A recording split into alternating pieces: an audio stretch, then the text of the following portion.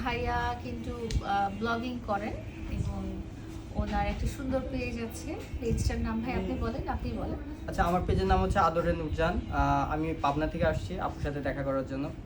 শুনেছি এখানে আপু আসছে, যার কারণে দূরে থেকে ছুটে আসছি। তো আপনারা যারা আছেন, আমার পেজের নাম হচ্ছে আদরে নূরজান।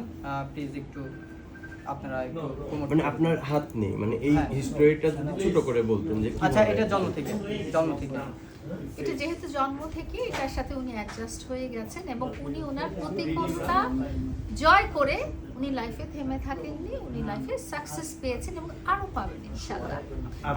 আপনি যখন এই হাত দুটো নাই, যখন আপনি বুঝতে পারলেন, তখন নিজের অনুভূতিটা কেমন ছিল এবং কিভাবে আপনি খাবার খান? আচ্ছা, যখন হাত নাই এটা মানে তো এটা তো প্রশ্ন না, জন্ম থেকে জন্ম যখন থেকে হয়েছে ছিল। তখন ছোটবেলায় তো তখন নিশ্চয়ই সবাই এটা করবে, তার ফিল করবে, ব্যাড ফিল করবে। যাই হোক, সেটা যখন বুঝে ওভারকাম করেছি, আলহামদুলিল্লাহ এখন আর সমস্যা নেই। তাই না? লায়লা আপুকে কেমন লাগে আপনার কাছে? হ্যাঁ, আলহামদুলিল্লাহ খুবই ভালো, ওনার একজন বড় ফ্যান আমি। আপু, এই যে বিভিন্ন জায়গা থেকে দেখি আপনার কাছ থেকে ছুটে আসে আম নিয়ে এসে, আজকে তো সে এসেছে যেহেতু মানে মধ্যবিত্ত, যাই হোক, তো কেমন লাগে আপনার কাছে?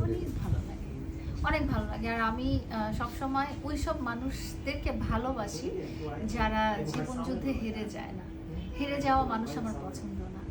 যারা এগিয়ে যেতে পারে, এগিয়ে যাওয়ার ইচ্ছা রাখে, যারা সংগ্রামী, তাদেরকে আমার পছন্দ। তার তো দুইটা হাত নাই, তাকে কিছু বলার আছে কিনা, আপনার কাছ থেকে কোনো উপদেশ আছে? তাকে আমি বলতে চাই যে তার এই ব্যাপারটা আমাকে অনেক অনুপ্রাণিত করেছে। আমি জীবনে অনেক স্টেজে যে কষ্ট পাই, দুঃখ পাই, বা মাঝে মাঝে আমি খুব ভেঙে পড়ি, আমার খারাপ লাগে, কান্নাকাটি করি।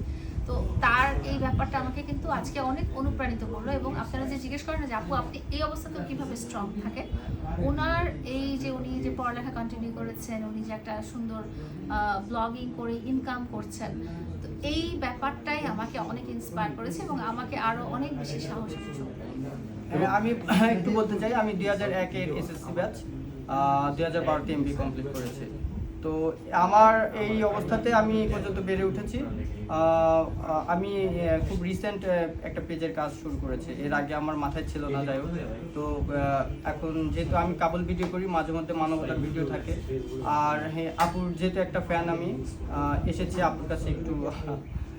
Thank you so much. আমি আসলে অনেক অনেক অনেক বেশি মানে আবেগে আপ্লুত হয়ে গেছি যে উনি এত দূর থেকে এসেছেন এবং শুধু আমার কথা মনে করে উনি এখানে বসে আছেন, ওনার মূল্যবান সময় আমাকে দিচ্ছে।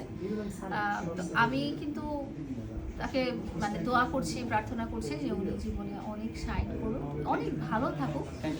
উনি যেই মানে উৎসাহ, তারপরে যে পাওয়ারটা নিয়ে উনি এত দূর পর্যন্ত, কারণ পড়ালেখা করা কিন্তু খুব ডিফিকাল্ট। উনি কিন্তু পড়ালেখা করেছেন, এমবিএ কমপ্লিট করেছেন। এইটা কত মানুষ পারলেও করে না। যাদের হাত আছে তারা পড়ালেখাই করে না, এরকমও মানুষ আছে।